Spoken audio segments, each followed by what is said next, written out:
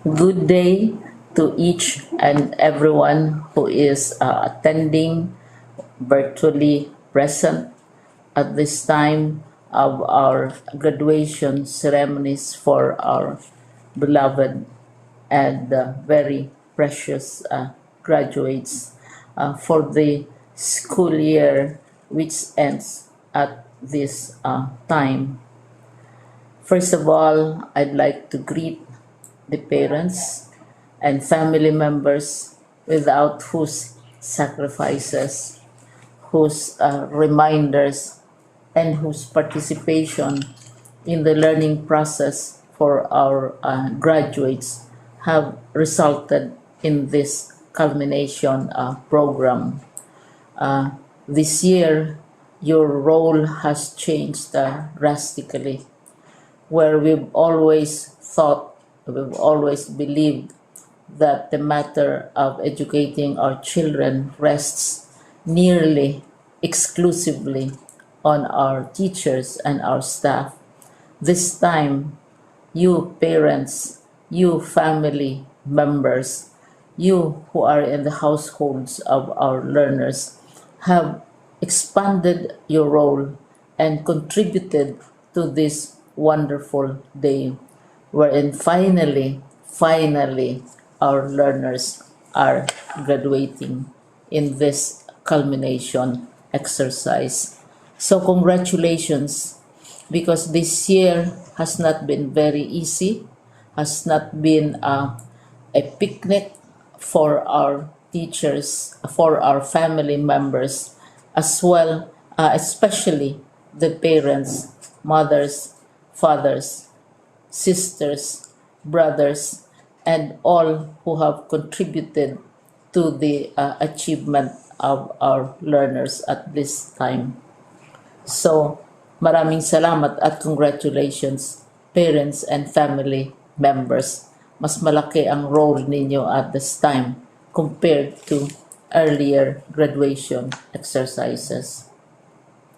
Secondly, I would also like to greet our teachers, without whose very careful review and careful supervision of the work of our pupils and our learners, this event would not be taking place at all. And so thank you, teachers. Your role has also expanded, in addition to seeing to it that the modules are faithfully followed, the assignments are correctly implemented, and the learners are truly learning. And you have had to deal with new ways of assessing the performance also of the learners. So congratulations, teachers, for enduring, for your patience, for your love for our learners, and your willingness to engage in a way and methods of teaching which are different from those which are used to. Assessment must have been especially difficult for you, especially since you were not able to see most of the time our students in face-to-face meetings, and most of the meetings, of course, were virtual. We'd also like to thank the local government units for their interest, for their cooperation, and for their continuing contributions to the needs of education, even as our children do not go to school. Your donations of material as well as financial resources at this time are most welcome, and your advice has been taken seriously not only by our teachers, by our school officials, but also by our officials in the Department of Education. We continually talk with local government units, especially in times of disaster, in times of great need for classrooms, for space, and for responses to unforeseen emergencies. Thank you, local government units. But of course, most of the congratulatory greetings fall on the deserving graduate. Each and every one of you is truly special. You are different from the other graduates who have passed through the portals of your school. You went to school practically without seeing your teachers, if at all. You went to school with your parents, your mothers, and your fathers hovering over your shoulders and seeing to it that you are able to complete your assignments. You are completing your studies at a time when examinations and assessments are different. You are culminating these long months of hard work at this time, even as you have to do family chores, even as you are distracted, and even as your world has turned upside down, and it seems and it appears as if we don't know what the future holds and what will happen next. But you have persevered, and now you are ready to graduate. And therefore, you deserve each and every bit of congratulations from us in the Department of Education, from your parents and family members, your teachers, from the officials in local government, as well as in the parent teachers associations. You deserve each and every single congratulatory pat on your back, each hug virtually, of course, and each greeting, which I am sure you are also receiving virtually. I don't know if you will remember this event many, many years from now. I have tried to recall myself who our graduation speaker was when I finished high school and when I finished my college studies. All I remember is that the graduation speaker was someone important, someone who was invited because that someone is supposed to give a message. What was more important to us graduates at that time was the excitement of the celebrations, the happiness and the joy of our parents, the sadness of parting from our classmates and from our teachers, and the enjoyment of all the graduation events that usually take place come commencement day.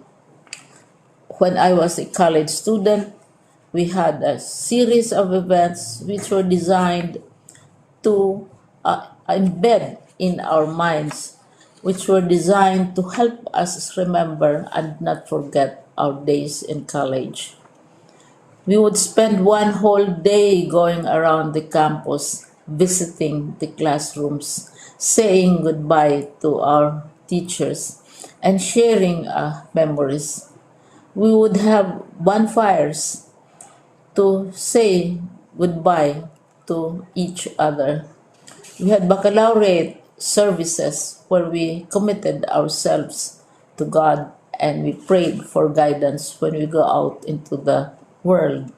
So many celebrations, and the speaker, of course, is the least important and easily forgotten component of the graduation exercise. Nonetheless, I will exert all efforts to share with you what I see are things or issues which a graduate should remember, and recall. I have said that you are very special. You are very different. You are pioneering. There has been no other class like your class. There has been no other graduate like you as a graduating student, because you are the very first graduate of the blended learning response to education in the Philippines. And so you ask yourself, what awaits you in the world outside? You can either work, because the kind of curriculum you survived and underwent as a student will enable you to go to work if you wish to go to work.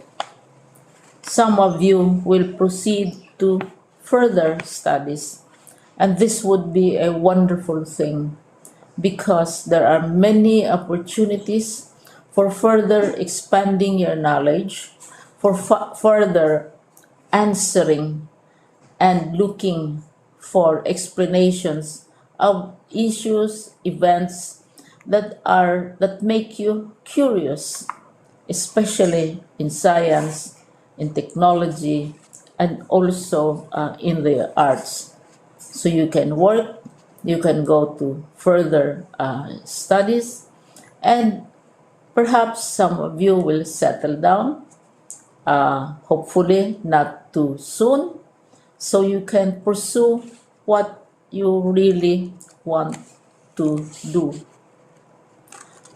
So today, this is why we call this exercise a commencement exercise.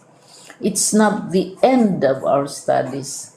It's not the end of all our efforts with blended learning, with modules, with floods, with earthquakes, and of course with COVID.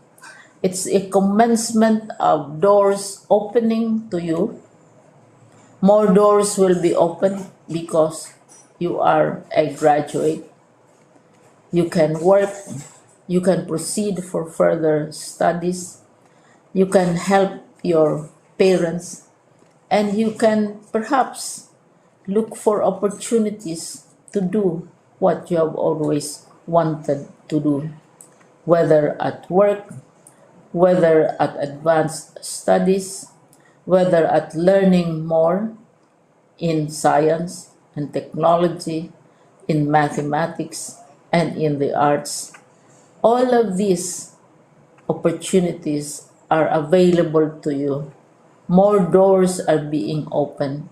I hope you will select the door which arouses your curiosity, the door which will help you know more about this world, and the door which will allow you to contribute to the development of our country and contribute whatever we can to solve our problems and our challenges.